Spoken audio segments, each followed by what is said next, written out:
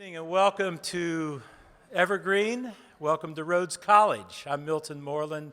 I'm a professor in religious studies and archaeology and the interim dean of the faculty this year. I want to thank a lot of people who made this night possible, and I apologize for those of you who have to stand or sit on the floor, but this is a terrific event and a terrific way to start our spring semester. In particular, I want to just start by thanking the founder and the person who is responsible for communities and conversation, a great member of our community here at Rhodes, the Samuelson chair in the Humanities, Jonathan Judaican here on the front row. Let's give him a hand.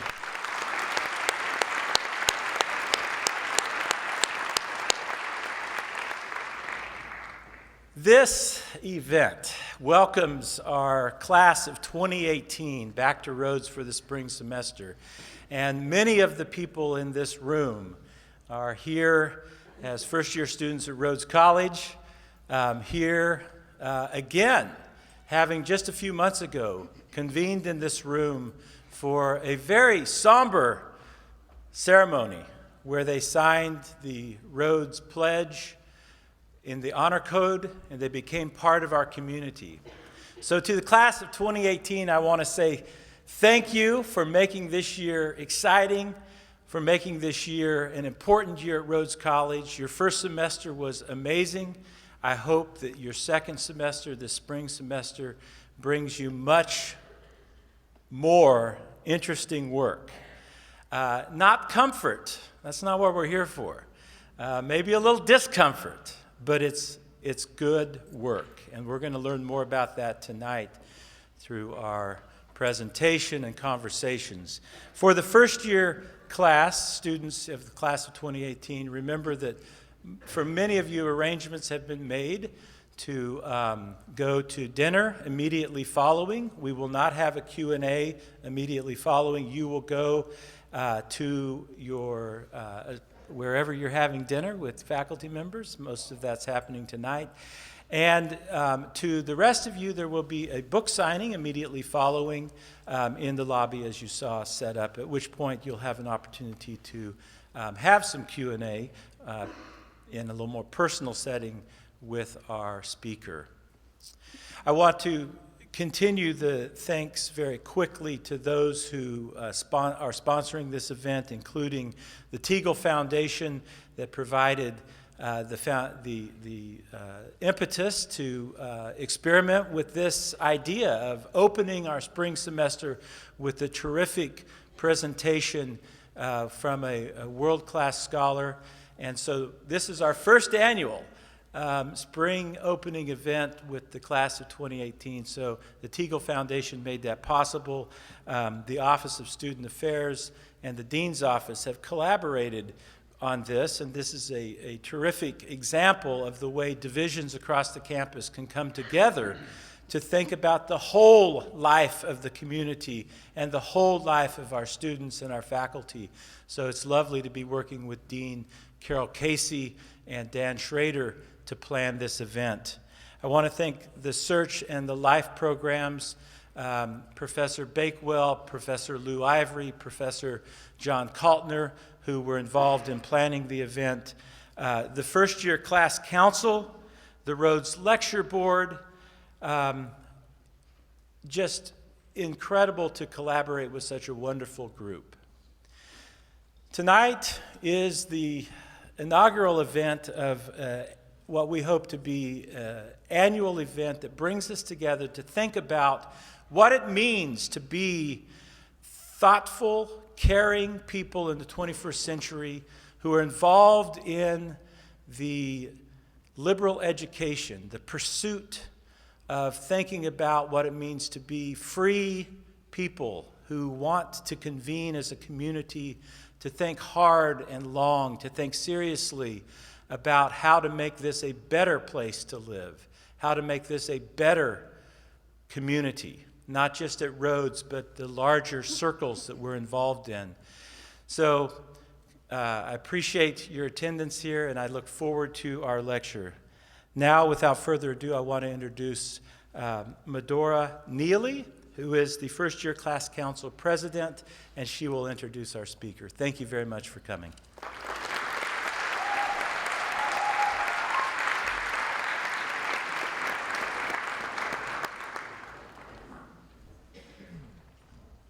Hello, my name is Medora Neely, and I'm the class council president for the class of 2018.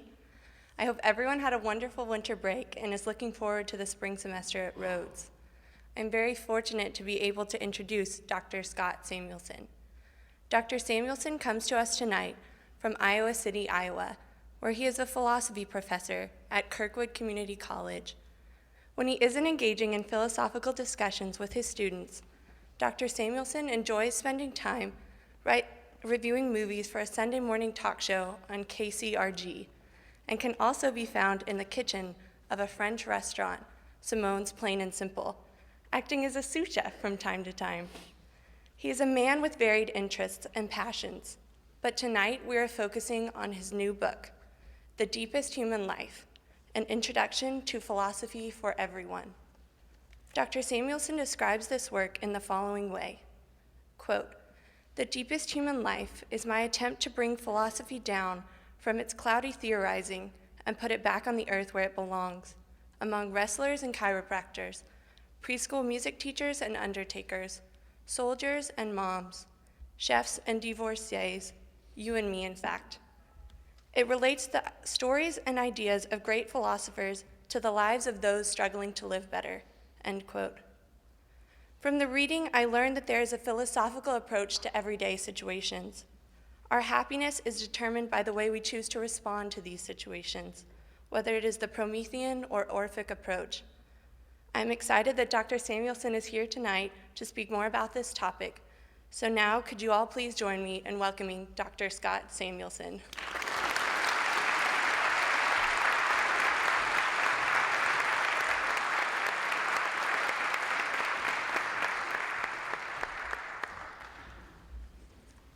Thank you so much, Medora, for that generous introduction. Though given the nature of my talk, you maybe should have mentioned my downfalls and shortcomings and the ways I've suffered rather than the few achievements that I have. It's a real honor to be addressing all of you. Thank you so much for coming out, and I'd like to thank Milton Moreland and Jonathan Judakin and everyone else here at Rhodes who's made this visit possible. And I'd also really like to thank my dear friend Scott Newstock for conversations that really helped to shape my remarks tonight. So if I say anything that seems wrong or offensive, please put the blame on him and not me. But I know the time for supper is approaching, so let's get down to business. I take my epigraph from the great German poet Rainer Maria Rilke. He says, "How tiny what we struggle with. What struggles against us, how great." 1819 was the big year for the great English poet John Keats, just coming off the death of his beloved brother Tom from tuberculosis. Keats quit a grim position as assistant surgeon, enjoyed the misery of a love affair, and wrote all the work for which he is remembered, including the famous odes. At the end of that year, he himself contracted tuberculosis, which would take his life in the following pain-stricken months. On Halloween of 1819, Keats celebrated his 24th birthday. In other words, he was just a few years older than the students here tonight. Toward the start of the year, he wrote a rambling letter that begins by describing how he got a black eye from a cricket bat. As his pen flits from subject to subject, he eventually lights on his central idea, and he says, "I will call the world a school, instituted for the purpose of teaching little children to read. I will call the human heart the horn book," we'd say textbook, "used in that school. And I will call the child able to read the soul made from that school and its horn book. Do you not see how necessary a world of pains and troubles is to school an intelligence and make it a soul? A place where the heart must feel and suffer in 1,000 diverse ways. Call the world, if you please, the vale of soul-making." It's a wonderful little parable that connects school, reading, suffering, soul-making, and life itself, and does so with the panache of how the young doomed Keats was making a soul by reading the horn book of his heart. We often think of education as giving us what we already want or what someone else has figured out we'll need down the road. But for Keats, we go to school to figure out what we want and even who we are. Life is a transformative reading practice. One bit of suffering in my own soul-making project is hearing how people talk about education. I hear a lot about the importance of getting a job and growing the economy. I hear a lot about objective assessments and technological silver bullets. Meanwhile, devotees of the liberal arts are running so scared that they deliver mealy-mouthed, unconvincing defenses about how the critical thinking skills necessary for personal success in a dynamic capitalist economy are wrung from philosophy classes, where you read, for instance, Marx's theses on Feuerbach, or how you'll become a nicer global citizen by studying anthropology, where you read, for instance, Chagnon's Yanomamo, the Fierce People. Even our thoughtful, well-educated president has gone out of his way to badmouth art history majors. Let's go back to the drawing board with the Keatsian spirit. Think of what it's like to hold a newborn baby in your arms. Aren't you wonderstruck by the dizzying possibilities in those chubby cheeks and itsy-bitsy limbs? Will the kid grow up to be a butcher, a baker, or a nuclear bomb maker? What kind of loves and heartbreaks are in store for this unexpected sequence of DNA? How will fortune smile and frown on the personality contained in that little towhead? When we think about education, we should never forget the soul makings of the newborn child. First of all, without any education at all, the child's development will be handicapped somewhere between orangutan and Australopithecine. So let's catch the monkey up. The child is headed off on the greatest known adventure in the universe, the adventure of being human. What should we teach our up-and-coming Odysseus or potential Penelope? I've got it. Let's begin with the hardest and highest task of all, the learning of a language. And just think of how marvelously some of our kind has used the language forming on our kids' lips. Mother Goose, Emily Dickinson, John Keats. Plus, we've got all these profound, thrilling stories about adventures, not least of which is the Odyssey itself, that can serve as mentor to our tiny Telemachus.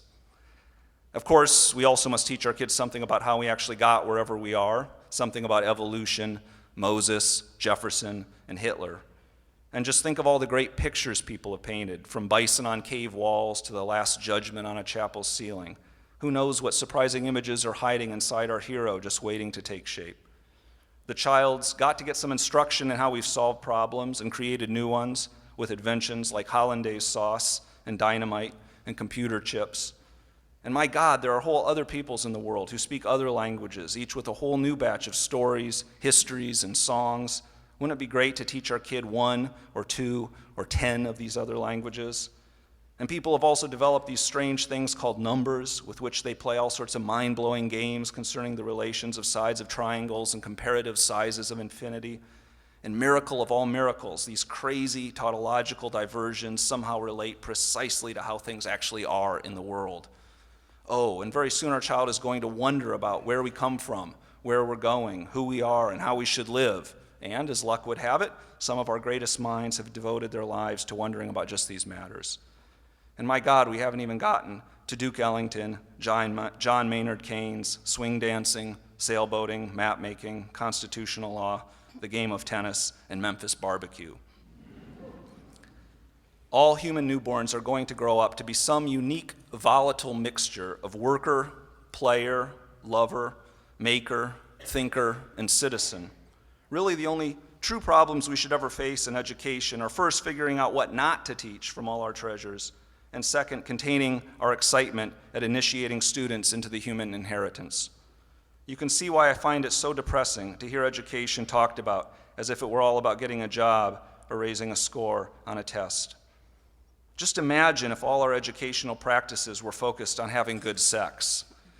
Come to think of it, maybe we should integrate more of that into our system. On second thought, I imagine college kids have found ways of schooling themselves on that score. In any case, as great as sex is, there's a whole lot more to life than the boudoir, and I certainly don't want my performance there governed by a rubric. Likewise, though I love that students learn some of the amazing skills that humankind has developed in order to make contributions to our society and our pocketbooks, there's a whole lot more to life than a job and an assessment. Kenneth Burke once called literature equipment for living. So is the rest of a liberal arts education. In other words, an education befitting adventurers in human existence. So why is it that our educational system is moving away from equipping Odysseus for his adventure? Why is it that we're increasingly meting out unequal laws that train students to hoard and feed? Why on earth are we imitating the Mandarin model of standardization, a model congenial to authoritarianism, rather than striving to enhance our democratic model of educating independent-minded workers, entrepreneurs, inventors, adventurers, artists, and citizens? In one sense, the movement away from liberal education is nothing new. In his essay, What is Enlightenment?, the German philosopher Immanuel Kant says, "Laziness and cowardice are the reasons why such a large part of humankind gladly remain children all their lives. It is so comfortable to be a minor. If I have a book that thinks for me, a pastor who acts as my conscience, a physician who prescribes my diet, and so on, for instance, a teacher who trains me for a test, then I have no need to exert myself. I have no need to think, if only I can pay. Others will take care of that disagreeable business for me." Our laziness and cowardice have always tempted us to avoid the risks associated with thinking and acting for ourselves. Just the other day, I was talking with a friend about global warming. Overwhelmed by the colossal problem and our failure as a country to do much about it, I threw up my hands and exclaimed, "I just wish some well-informed, good-hearted dictator would act decisively and solve this terrible mess we've made." There you go, laziness and cowardice on my part. Kant also points out that those in power have a vested interest in limiting access to a liberal education. He says, "First, these guardians make their domestic cattle stupid and carefully prevent the docile creatures from taking a single step without the leading strings to which they have fastened them. Then they show them the danger that would threaten them if they should try to walk by themselves."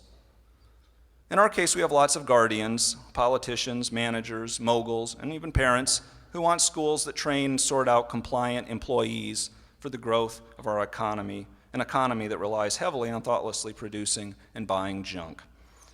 We've always been tempted to divide ourselves into ruler and ruled, but I think that our current age must deal with a new variation and our perennial temptation to laziness and oppression.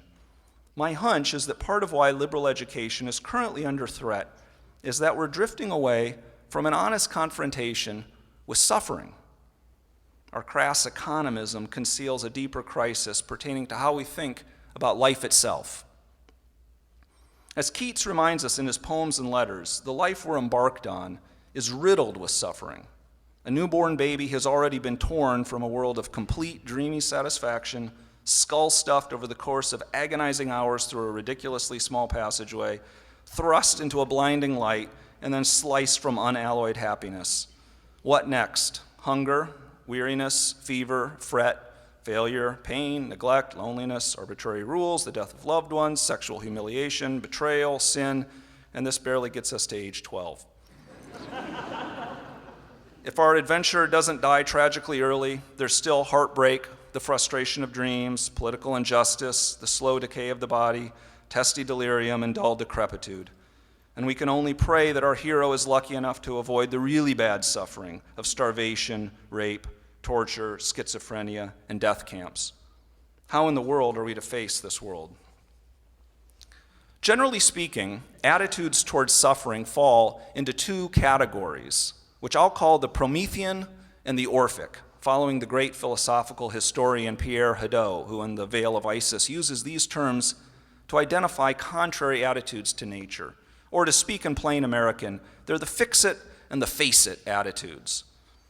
Prometheus is the titan who gives fire to primitive humanity against the will of Zeus. In punishment, he's chained to a rock and has his liver gobbled out daily by an eagle. According to Hadot, the Promethean attitude sees nature as a mechanism that must be redesigned to meet our needs more adequately. On this view, suffering appears as a grievance to be resolved. We'd be better off if we could minimize, even eliminate it. Thanks to the fix-it energies symbolized by the theft of Prometheus, we've used our creative fire to forge all sorts of inventions, cure horrors like smallpox, develop drugs to ease our aches and pains, and extend how long we expect to live. Orpheus is the mythic poet who, when his beautiful wife is bitten by a poisonous snake and dies, sings his way into the underworld to retrieve her. Though he's given a shot at resurrecting his wife, he blows it and loses her again, this time permanently. When he morosely returns to earth, his body is ripped to pieces by a band of jealous, drunken women who are angry that he won't stop singing about his dead wife.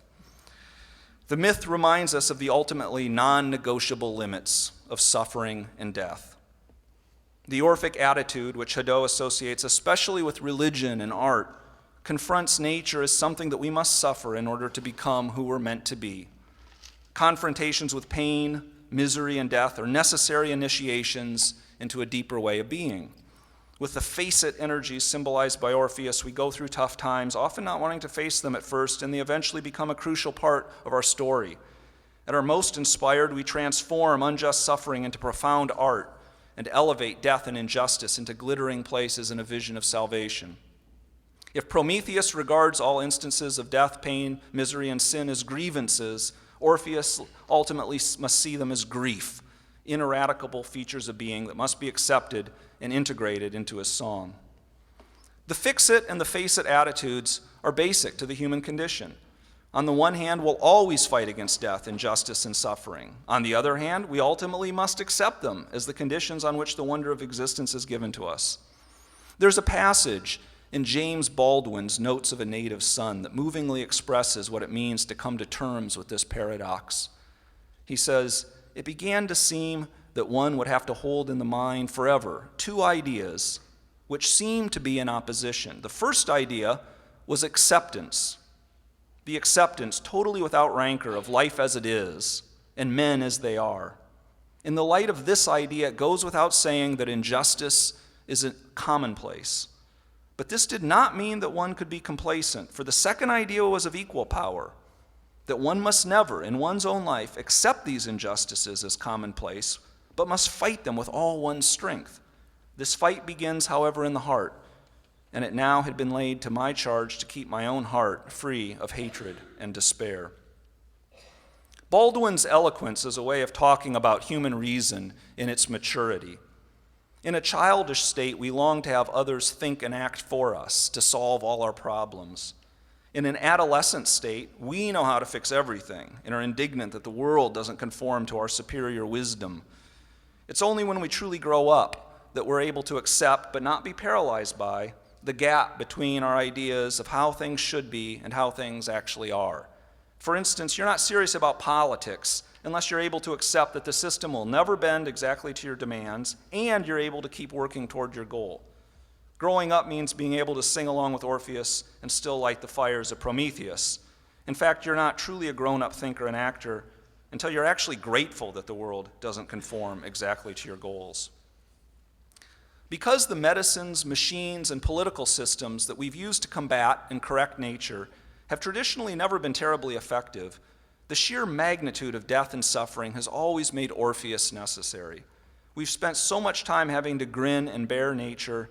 The natural checks on our Promethean energies have never had to be very strong. These fix-it energies, though they're still limited in what they can accomplish, have now been given a pretty long leash.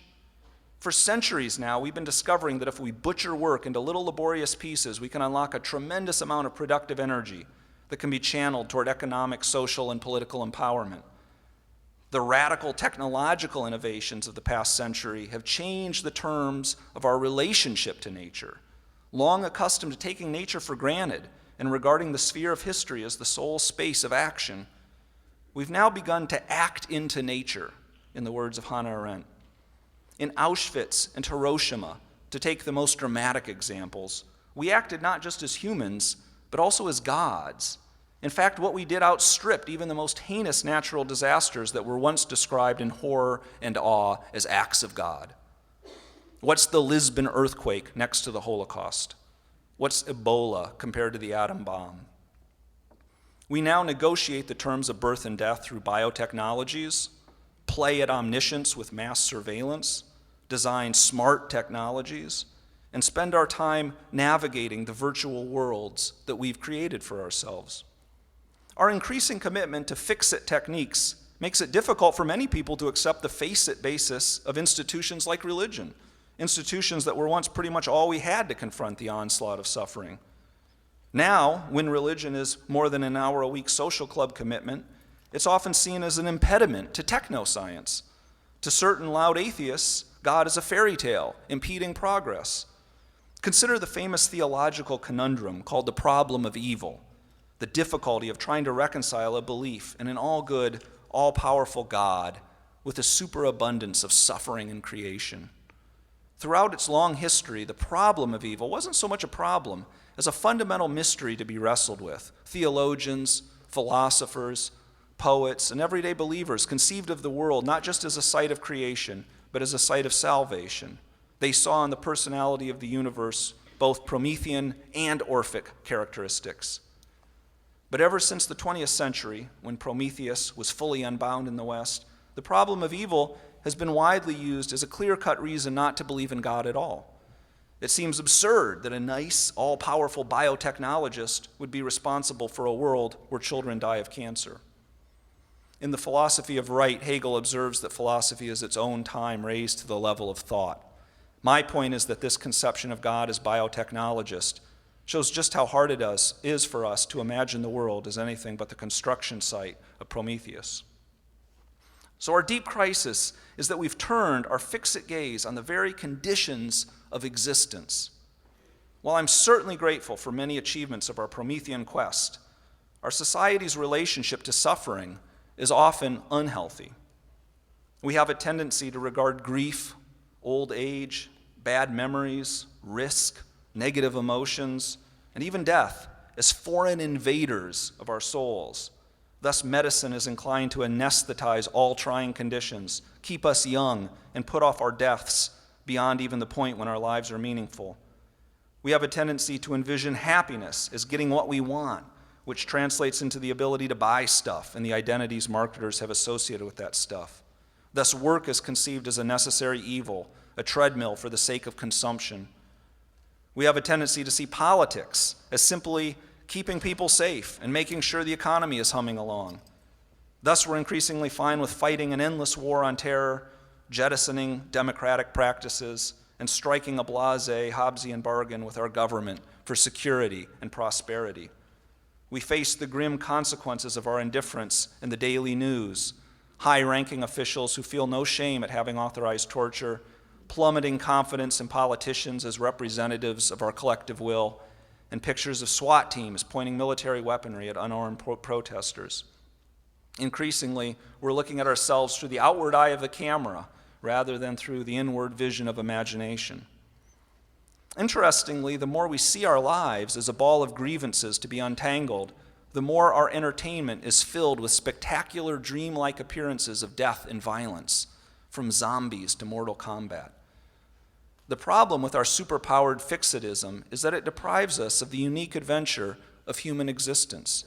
It splits us into gods and beasts, torturers and the tortured, drones and blips, employers and laborers, marketers and consumers, biotechnicians and patients, entertainers and the entertained, theoreticians and the theorized, managers and subjects, when we should be workers, doers, inventors, caregivers, thinkers, artists, and citizens.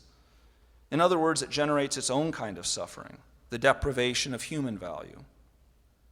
Education is always both a symptom and a cause of society's problems. It's not hard to see how our educational system is bound up with our high-powered Prometheanism.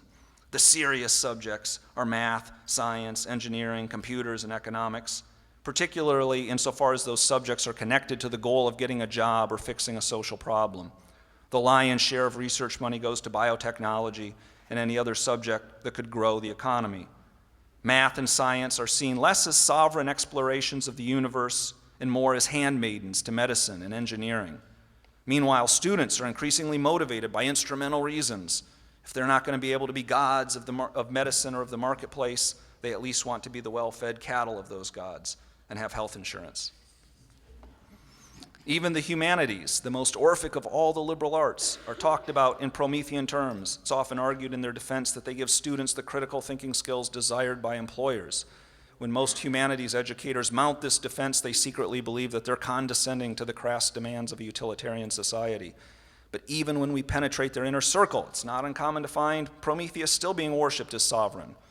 In the service of advancing careers, academics adopt theoretical models and mercilessly apply them to novels, poems, paintings, and philosophical theories, which are critiqued in godlike terms for being systematically oppressive or studied for their value into turning us into sensitive global multiculturalists.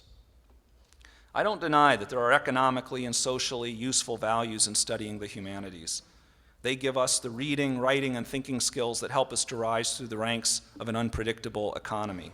They can also enlarge our sphere of sympathy and shed light on the dark things that empower various socially accepted sadisms. But neither of these fixed conceptions of the humanities comes close to capturing their real value, and I doubt they're going to work even as cynical rhetorical ploys. To instrumentalize the liberal arts, whether in service of the economy or a social goal, no matter how important the job or how righteous the agenda, is to turn ourselves into means to an end rather than as ends in ourselves, into slaves rather than free people, into Xerxes' swine rather than Odysseus' crew.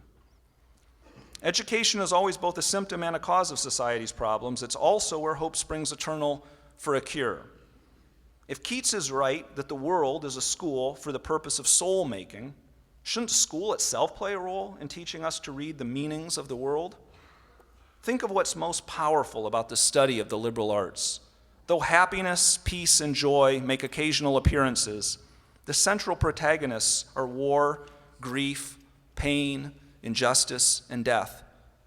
The liberal arts shine a light on our genuine troubles and injustices, not simply to fix them, though that's obviously important at times, but to chasten and dignify us in relationship to them.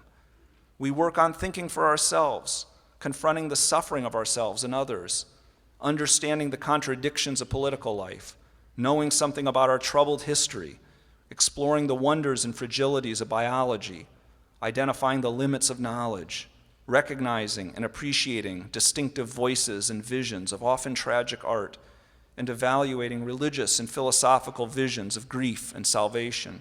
Tasks less about solving our problems than giving us the kind of character that's able to confront them with Baldwin's mix of acceptance and fight.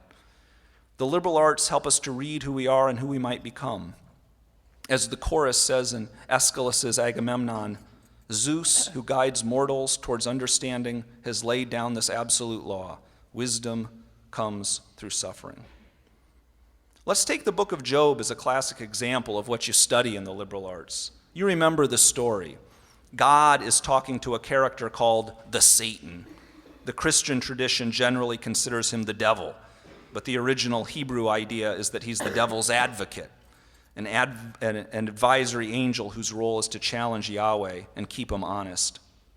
God says, as bad as I blew it with the invention of humanity, at least my man Job is decent.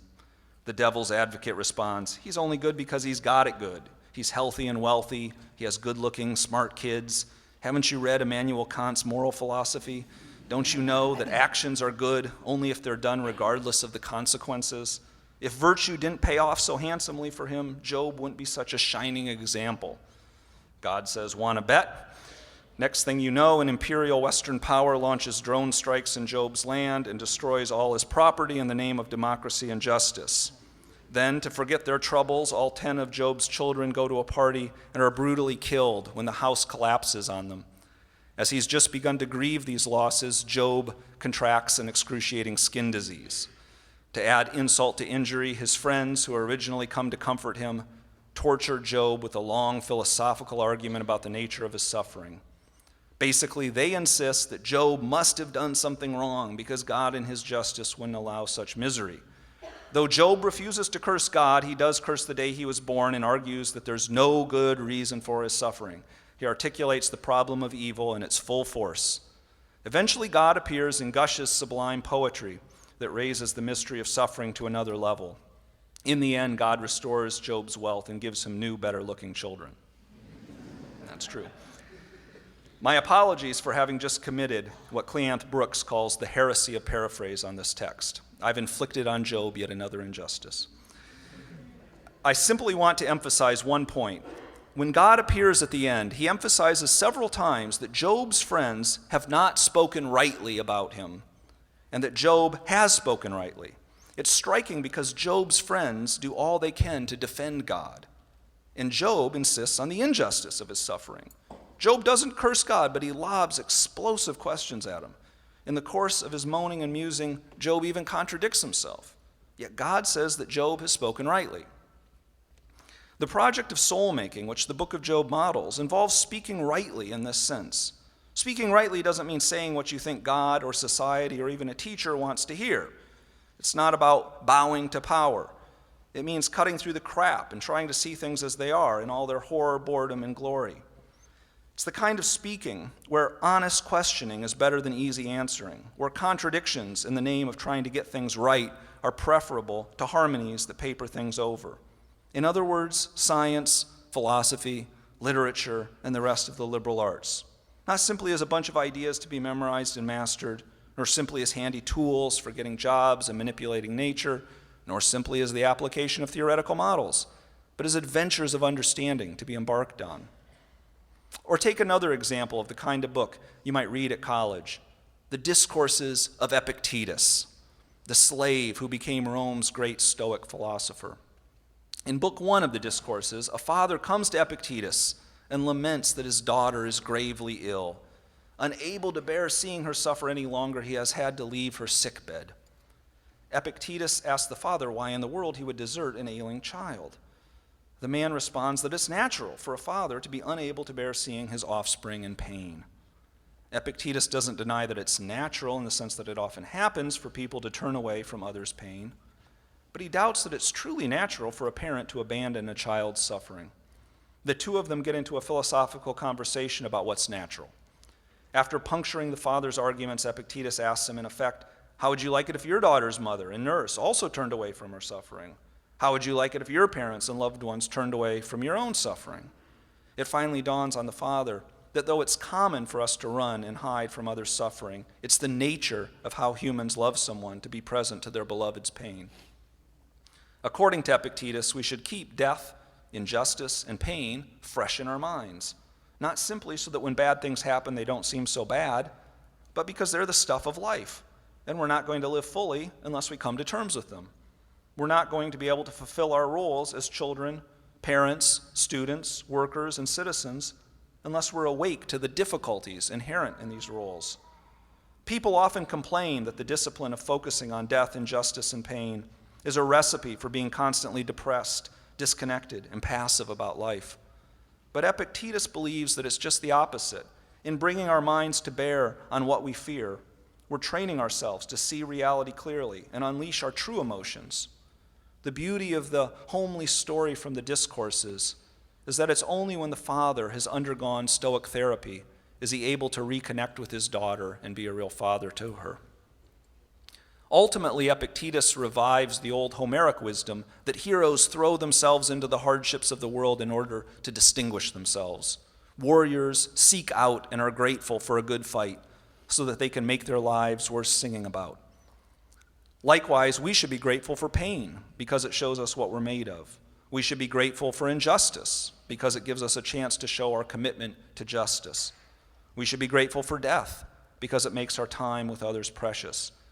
It's not that we give up fighting against excessive pain, early death, and injustice. It's that we appreciate the fact that our fight can be played out only against their backdrop. We're able to take our troubles seriously and not seriously at the same time. Precisely the attitudes we tell our kids to have about the sports they play, the try your best and the it's only a game attitudes. I think of what Alexander Solzhenitsyn, by no means a pushover, says about his 11 years in the Gulag. I nourished my soul there, he says, and I say without hesitation, bless you, prison, for having been part of my life. Towards the end of the 5th century BC, Chaerephon went to the Delphic oracle to ask if his friend Socrates was the wisest of all people. The answer came back, no one is wiser. When Socrates got wind of the god's pronouncement, he was puzzled. How could he be the wisest when he is completely devoid of wisdom?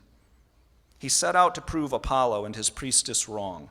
His strategy was simple: find one person with even a little bit of positive wisdom, which would clearly beat him whose wisdom level was at 0.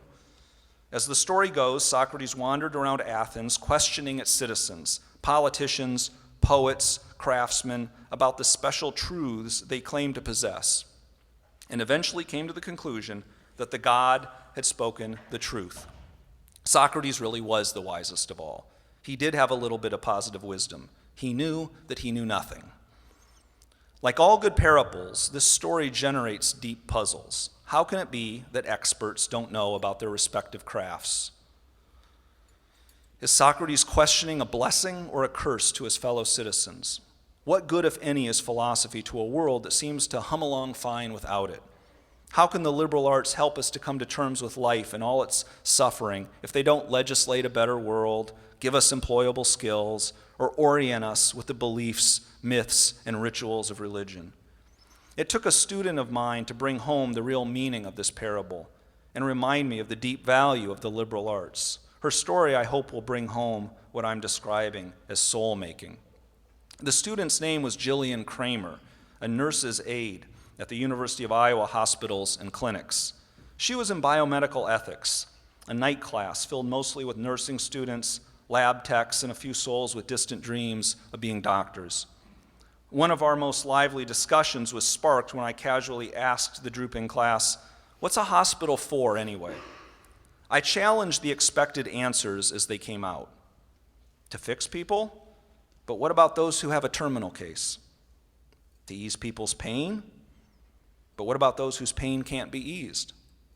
To help people whose pain can be eased? What about those who don't want their pain eased? To help sick people who want to be helped? Is there no obligation to healthy people? Though Jillian was bright, serious, and open-minded, academic philosophy wasn't her thing. But our discussion sparked something in her, and she asked me if she could write on the purpose of hospitals. A couple of weeks later, as students were handing in their papers and filing out, I pulled her aside and asked how the project had gone. Our conversation in class, she explained, perplexed her.